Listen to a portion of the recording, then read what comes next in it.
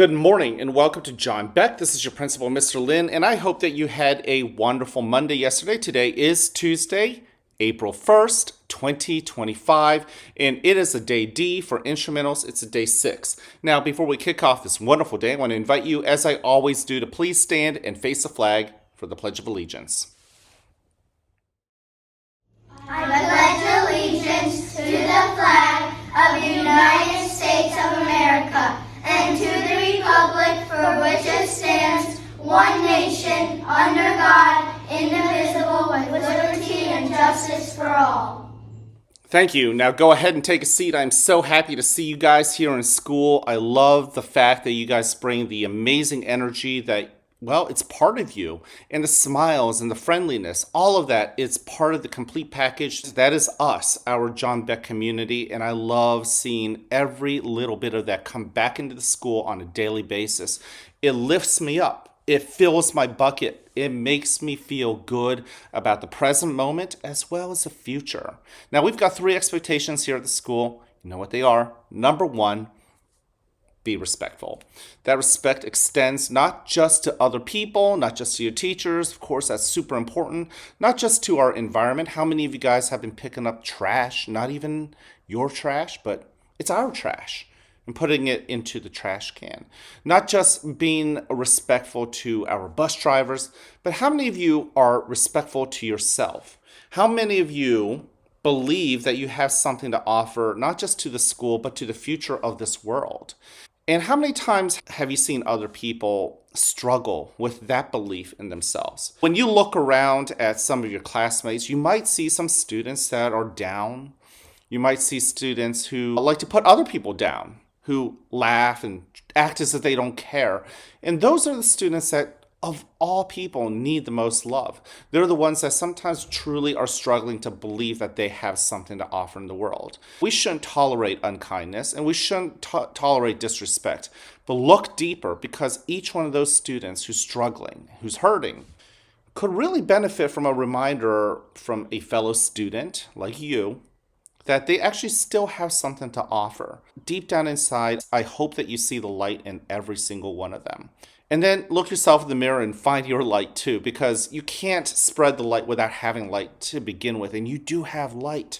You have something to offer. Focus on yourself. Respect yourself so that you have a sense of confidence, a sense of belief, a sense of fortitude, grit, and strength to carry on, because the days aren't going to be easy. You are going to have hard days. You will have moments where you struggle in math. You may not love writing, and you may have days where you're doing a lot of writing. You might be somebody who loves all your friends, and there are going to be days where you're going to struggle to get along with them. So you have to have the strength and fortitude to believe in yourself that you have something to offer so that you can make it through those tough days.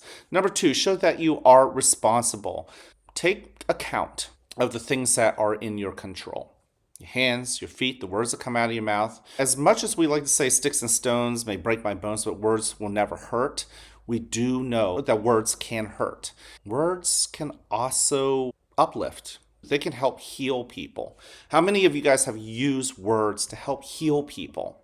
How many of you have benefited from encouraging words to help heal you? Maybe you're upset about something and someone said something kind, and maybe it didn't solve everything, but it made you feel just that much better.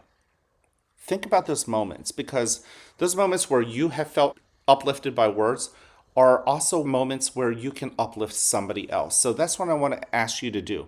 The words that come out of our mouth, they may not physically hurt, but they can sting.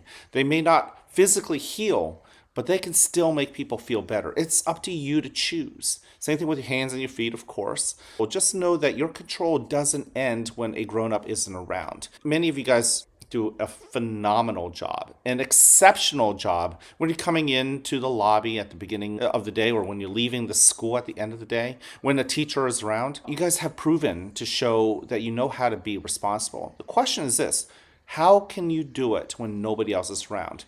So if you're on a bus 5 perhaps, bus 6 perhaps, bus 10, bus 8, it doesn't matter. How many of you guys can give yourself the strength to do the right thing, even when a bus driver's back is turned? When you could jump to another seat, when you could say something mean or laugh at somebody as a joke, but a mean joke. How many of you can practice taking a step back, breathing in, breathing out, and believing that you actually have something better to offer to the world, that instead of hurtful things, you can be helpful? Number 3, show that you are ready. Be ready to take on those moments. When you are on the bus, when you are in the cafeteria, when you're out on the playground and nobody else is looking, and you have that chance to maybe even get away with doing something hurtful or wrong or disrespectful, I think sometimes we fall into that trap and we end up being hurtful and we end up being disrespectful because, frankly, we weren't ready. I think that's really what happens. I see many students who make poor decisions that come into my office and you tell me honestly that you made a poor decision, and I believe you. I think what went wrong is that you just weren't ready. You weren't ready for your time to shine. You just don't know when it's coming. It could be in 2 minutes, it could be in 10 minutes, it could be in 10 years. But those moments are coming. And if you're not ready, you might fall into the trap. So I want you to be ready to be respectful and responsible. Feed that T-flex when you're stuck in a rock brain so that you can keep practicing being ready. Now today it is April 1st. We have a couple things that I'm really excited about. So as an announcement, I do want to share that our book fair is now open. If you haven't had a chance to find Mrs. Martin, make sure to thank her because she is working hard behind the scenes with our PTO to make sure our book fair is up and running for tonight. And there's something else going on tonight, and that is, you know it, open house. And open house is a great opportunity for us to share all the great things that are happening at John Beck. It's one evening where your parents and our families get to come in and they get to soak in this amazing community and see some of the great works that you kids have been involved in. And I can't wait to be there for that because I love seeing you beam with pride, but I also like seeing your families beaming with pride as well. I love you. I care about you. I'm here to encourage you. Go spread that message to everybody else in the most creative ways that you can. Can't wait to see you guys around. Have an awesome day. And as always, I like you just the way you are.